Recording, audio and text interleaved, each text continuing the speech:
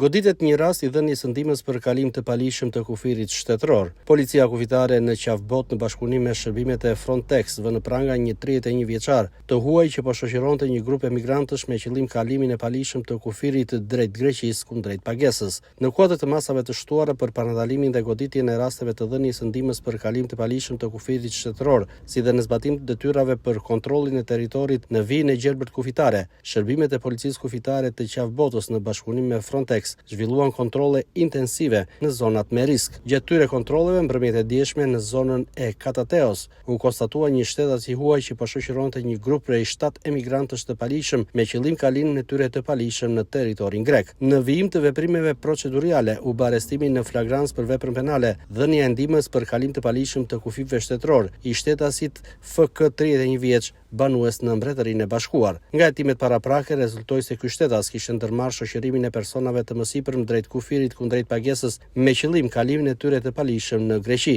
Materialet procedurale u referuan në prokurorim pranë gjykatës së shkallës së parë të jurisdiksionit të përgjithshëm Sarand për veprime të mëtejshme hetimore.